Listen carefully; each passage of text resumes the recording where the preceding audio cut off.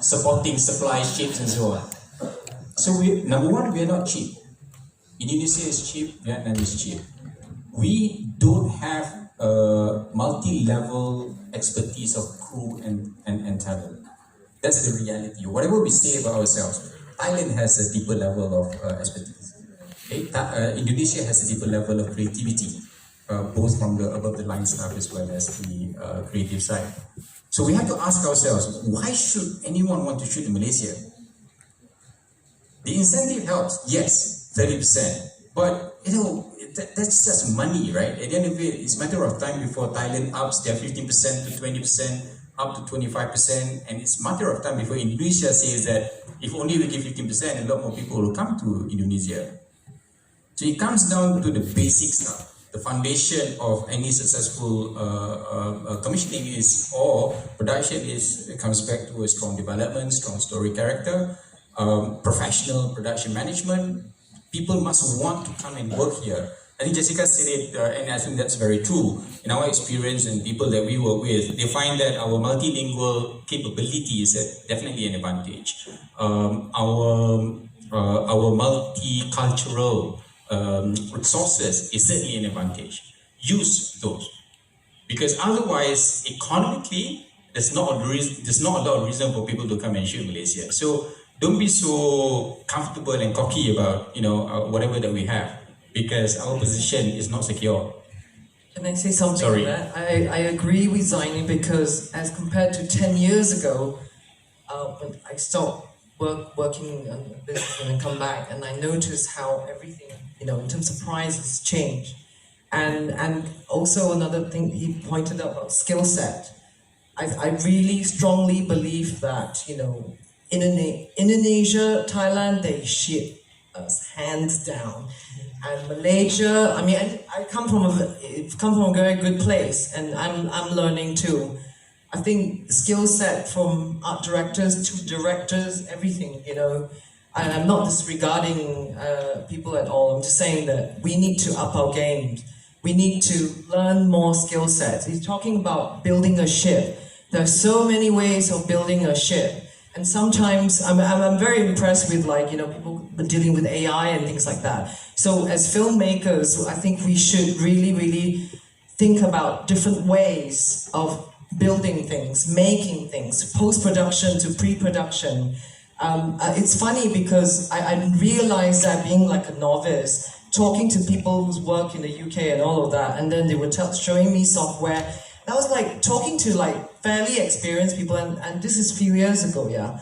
And it's funny, I see a lot of us are still using the same thing and not, it's about being efficient as well, on top of the costs.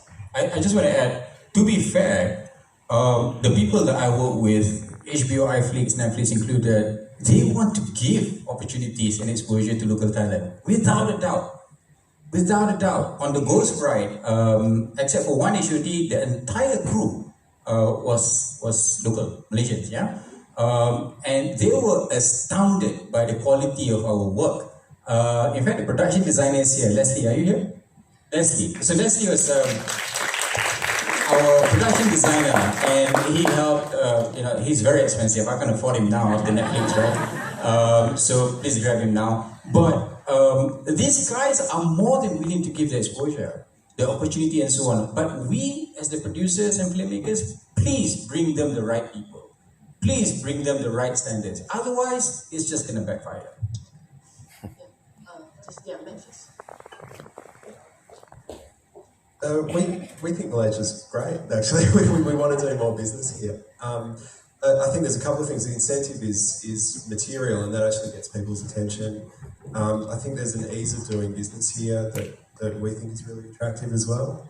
And in fact, the quality of the work's fantastic. So but the reputation that Malaysia has in Australia is actually pretty good. On the other hand, I've been on these sorts of panels in Australia where we've had the same chat and we've been saying, my God, what are we going to do to upskill this industry? Like, we need more talent. We need more opportunities to bring people through so that they're hitting that international quality that we think that we're able to put out into the market. And so at the risk of being repetitive, I think, the things that we're wrestling with are what are the projects that we can put together that create those talent pipelines and talent development opportunities. And so for us, a lot of that can be the kids shows that we've done, for instance. Like we did a kids show called Nowhere Boys that's done really well. The director on Nowhere Boys' first series just directed an episode of The Handmaid's Tale. And it's amazing to us how quickly those talent ramp-ups can happen given the opportunity. So I think it's sort of on everyone in the industry and on us regionally to try and make sure that across the region that we're generating that international level talent that can bring in more and more shows.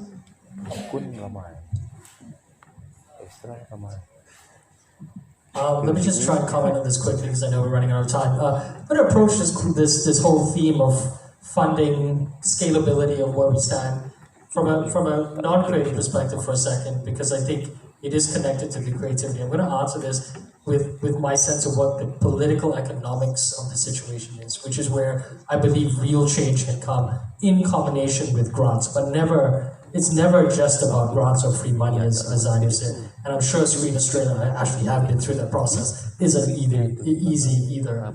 Firstly, there's a lot of talent in Malaysia. The issue is it's not scalable. So let's say Kale Gangster becomes a success. Okay, I want 4 series next year. Impossible, can't be done. Secondly, there is no greater motivator for growth than money. Right, which means everything has to be commercially sustainable, which is why I feel local box office is very important. Right, so in markets I've found, like it's almost like a canary in the mine shaft. I noticed when there's a market with a robust local cinema industry like Indonesia, that is sustainable, they can make a profit on those movies, that is motivating to people to join the industry, to learn, to get better at their craft. That's organic growth. Couple that with grants, because I've never personally used any of the grants available in either the FINAS grant or the other schemes. Not because I didn't want to, but I won't take the money at the expense of the outcome of the show. So if there's anything in your process that is counter to what I'm trying to achieve creatively, or if there's anything about it from a process perspective that makes it completely impractical for me to try and chase that money, I won't do it. I'd rather spend less money and have a hit show than get free money and a shit show.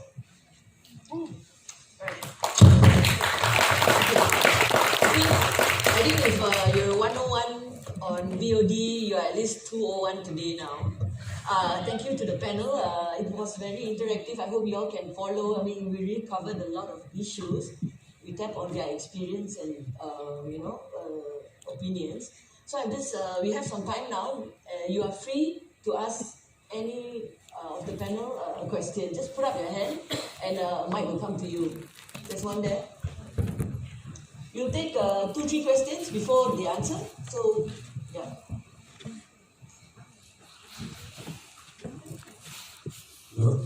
Okay, introduce yourself first. Good evening, my name is N.S. Krishna. Before I ask the question, I just want to let Mr. Zaini know that there are actually so many local talents around. Maybe you couldn't identify them, or maybe they are not given proper chance. Okay, your question? Yeah. Okay, I just want to check on the VOD platform. Let's say we have some idea on World War II, World War I, 1945. Okay, but to work on documentary from the perspective of Malaysian, like looking at the Sandakan tragedy from our perspective, looking at the Japanese, like Australian media or other Western media always portray blame on Japanese. But from our perspective, Asian perspective, we can look at it on a different way. Let's say I want to pitch this kind of documentary. Which platform, maybe iFlix, will you be interested, or HBO will be interested to have the real perspective of Malaysian or Asian on how we look at the World War II. Okay, thank you. Can we have another 2-3 questions, if any, before our panel answers? Anybody else? Anybody else with a question? Huan Yu.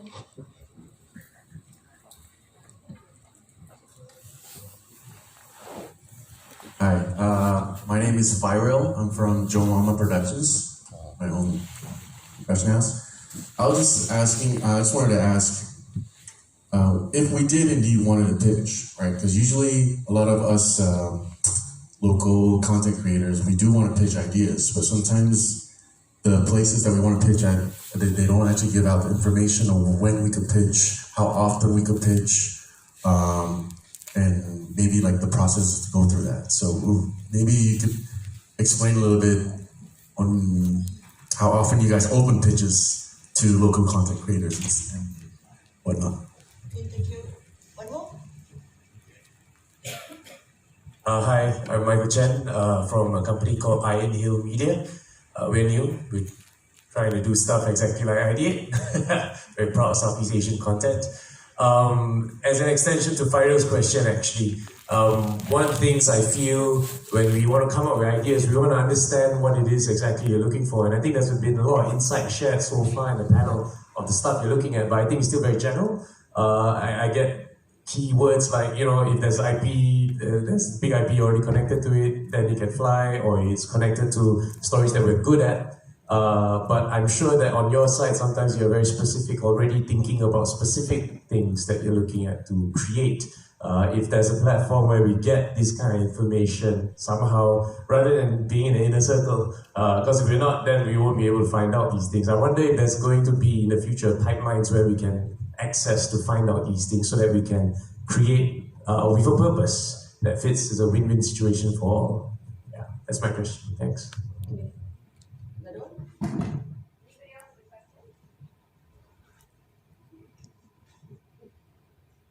Okay, I have a question. So, just coming off of what Zaini was saying about being prepared to have the resources to in order to service studios and networks. From maybe HBO and also IFX point of view. Evening Mist is along similar line. Romance between a Malaysian lady and Japanese. That's more our appetite. Documentary is not as much, unless there's a very strong human element to it or drama element to it. But we're not particularly set up as documentary. Actually, resonates what Jessica said. With us, we have done factual and unscripted and documentary. Famously, inverted commas, famously did a documentary about last year's elections called Bucket.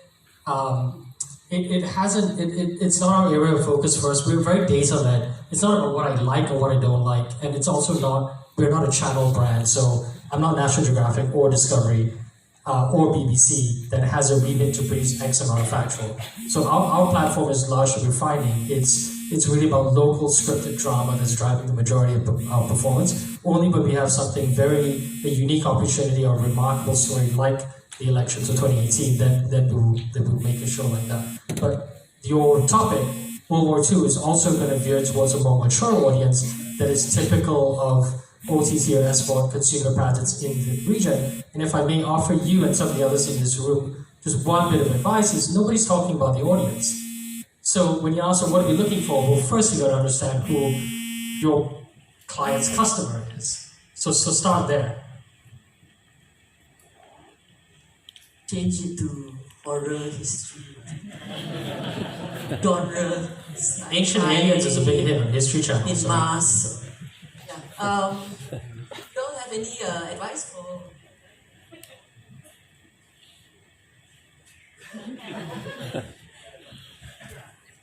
Felicia, you can do a second piece. Okay, so the second one is information about pitching. Yeah. The process is not as scientific, not as difficult as it appears to be. Just find me, get in touch with us, send us something. I get pitches all the time, all day long actually, and unfortunately we cannot do so much. In a year we do a few shows. If we do up to 10 shows, that's a very big year already. That's a lot. So we have to be extremely selective. But some of these shows come from big directors, but some of them come from, as I said, this Chinese producer that hasn't produced much before, but I like the concept, and then we work together, and we will help them to make it happen. So it ranged from really just a good idea to something very established, like episodic outlines and the pilot being written and a director attached. So there are different maturity of the stuff that's sent to us. But we start with the very basics. We start with good stories first. Sometimes people send me pictures with all these intended cast and Andy Lau playing this and that.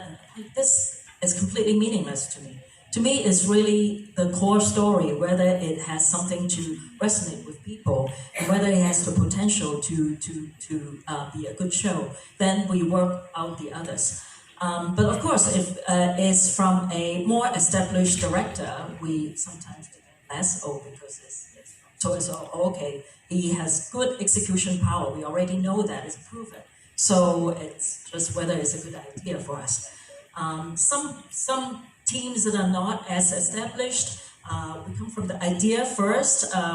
Sometimes we make them work a little harder, write more, and so then we have more basis to evaluate because there is not enough track record.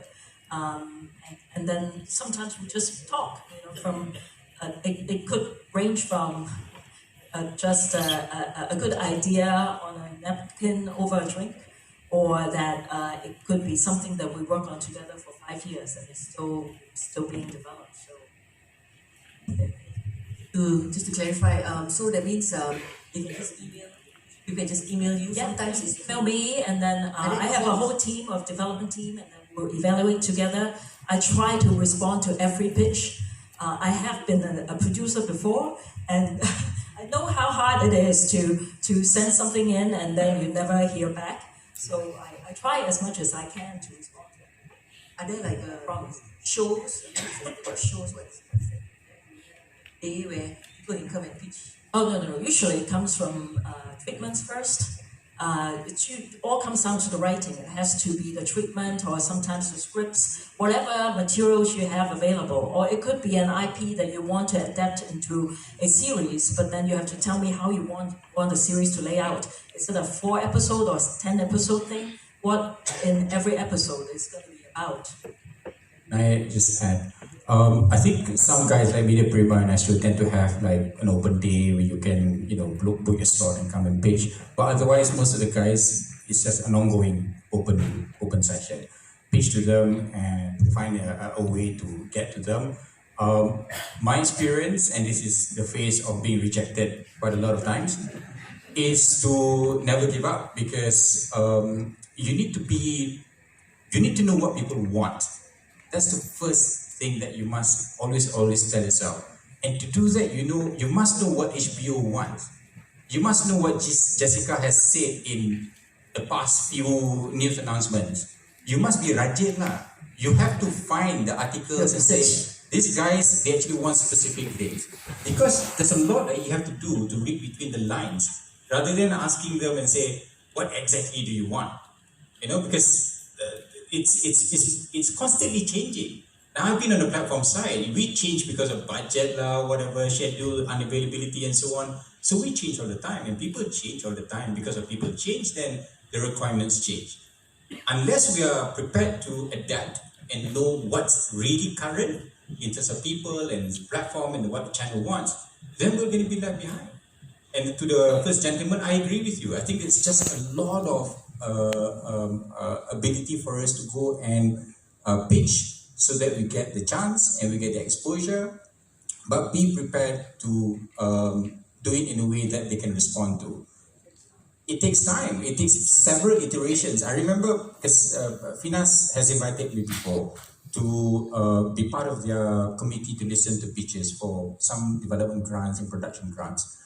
And there was one particular one that I remember until today, where the guy came in with a very interesting battle event in Perak in the 19th century. That he wanted to tell a story based on this famous battle.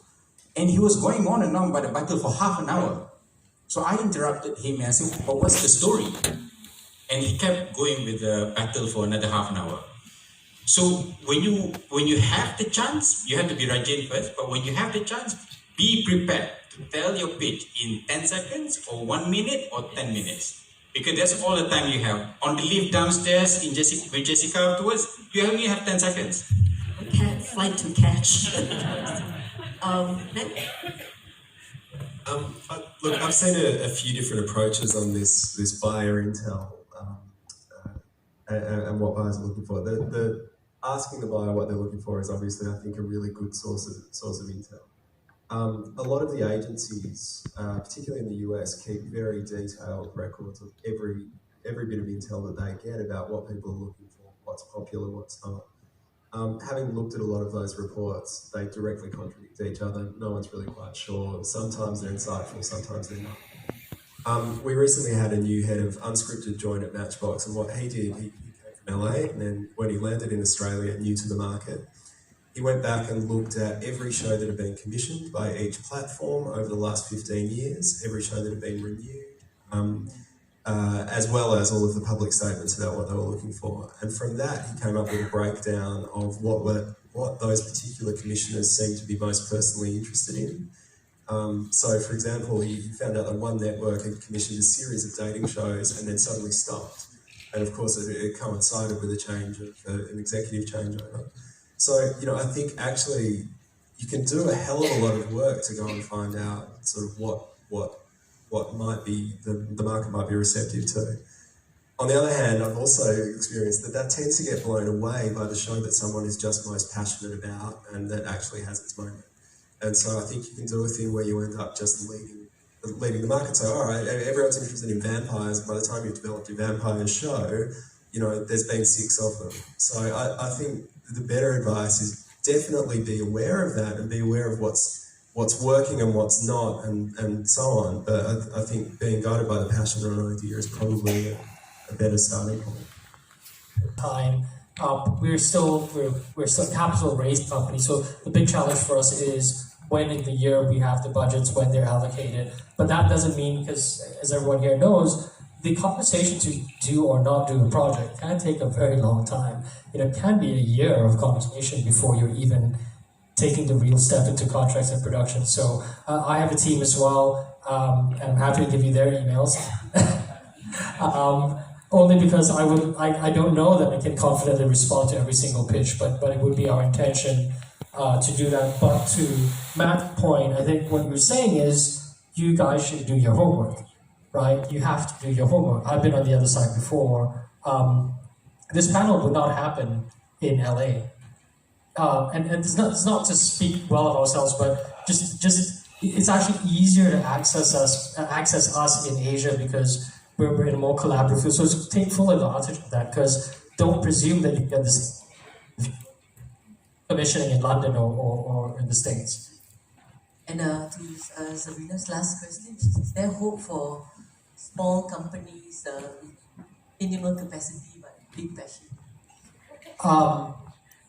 By marrying yourselves with companies that have a better track record, that would be my advice. Unless it's a very unique project, for example, off the top of my head, if you have very, very unique access to a very deeply personal story that you have the footage for that only you can make and that's shot on an iPhone and goes to TVOD because it's so unique, then okay. But for almost everything else, you're asking, and it's not even just the creative, like even if the treatment is fantastic and I believe in your individual ability, that doesn't mean you have the structure, like Zainier was saying, to pull off that production. And with no track record to speak of, there's nothing that even I can do. I'm sure Jessica also has to pitch into other stakeholders and a board. So how do we tell them we're going to put $500,000 on this project with a filmmaker who hasn't made anything more than $20,000 before? It's not realistic.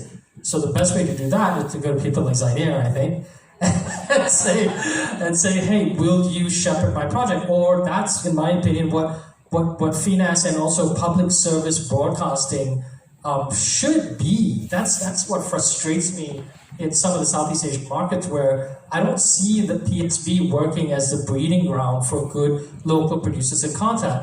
content and jump straight to the corporate commercial guys who are forced to make money to survive. And I'm like, well, I can't. It's very hard for me to justify that. Totally second that. I think, yeah, partnering yourself with a bigger operation that can help with a lot of logistics will be helpful. Our contracts are as thick as like 100 pages, that is as thick as your script. So while you're writing the script, you need some lawyers who can help you decipher through that. That is pretty scary. And also the requirements by the network for cost reports, the financial reporting, the insurances, the legal side, all that is quite demanding. So it's just a small operation that may be a little overwhelming. I think that rings truly to me, that question, because I am a small company, and what I've learned from Devoted was, the thing is, this all comes from a good place, because I felt like I got thrown into the deep end, and I have to literally, sort out pretty much everything. And because of that, I've learned some valuable lessons, which, one of the things what they both suggested is partnering with somebody, because of Devoted now, I've got people asking me, do you want to partner up? People with money, and I'm deciding whether or not, because this is about how much you want to give away. You should go for bigger. I mean, there's this expectation, that's one. However, if I want to stay small, and anybody who wants to stay small, I would say choose wisely who you want to work with. Make sure you know everything about them in terms of professionally, from editing, from directing, from writing, everything. When I say about skill set, I don't mean it like, we are Malaysian or Bodoh. No, it's about the process, the paperwork, the storyboards, everything. It's not just about talk anymore when it comes to that. So I think when you work with regional, international people, I'm very lucky. I worked with a British producer a few years ago on a documentary, and from that short-term period of time, I learned the fact that there was so much more, and from there I learned about, story producing. There's so many other ways. So I think, if we want to get to that level, if you want to really make our story travel, then we've got to put into attention to all the details, especially people we work with in the long term. Thank you, Iman Puri, and the rest of our panel here. Fantastic panel, please give them a clap. Thank you again, audience, and